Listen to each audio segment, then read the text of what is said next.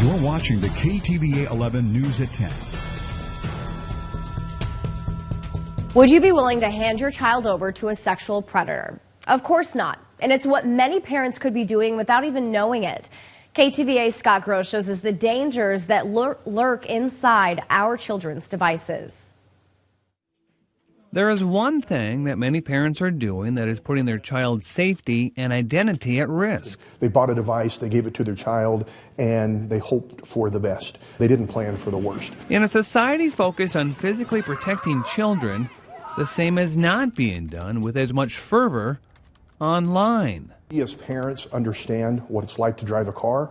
We need to understand what it's like to navigate the internet. A license to navigate the internet. It does require education. It does require being engaged with those devices. We can't simply just give them to a child that's 7, 8, 9 years old and expect that they're going to understand the potential dangers that are out there. And I think a lot of parents have no idea. According to a study done by the Pew Research Center, almost every single teenage boy in America, 97%, plays video games. The number for teenage girls is also high at 83%. Certainly, internet predators are like any other hunter. We know that hunters go where they know where there's prey. Online games seem harmless, but experts say parents often have no idea the access they provide to your kids. This guy sounds really creepy. Oh no, this is my friend. Oftentimes they will pretend to be a schoolmate or someone of similar age so that they can garner trust. The game shifts from fantasy to real life. This girl was going to meet this kid who'd been telling her that she's pretty and wanting to spend money on her, and it sounded not like a kid. Last month, 31-year-old Alex Asino was indicted and accused of child sex trafficking and making child porn.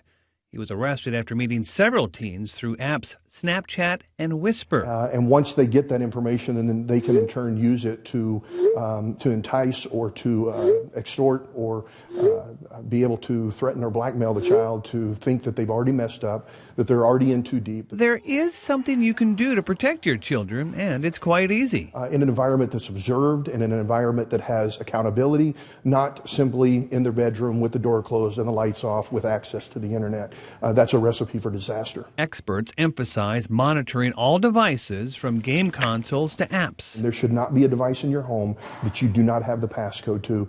If that, in fact, occurs, my recommendation is that device goes away. Games meant for small children like Roblox allows players to chat.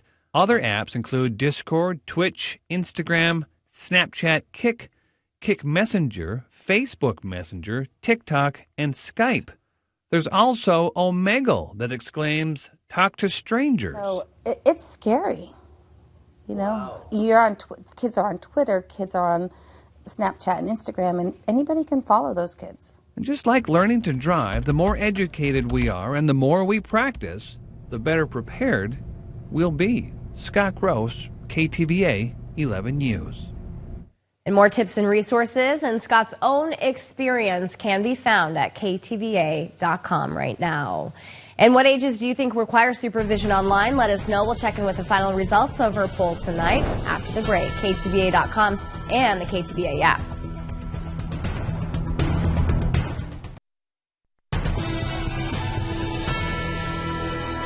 And the answers tonight, what ages do you think require supervision online? The majority of you held steady throughout the show.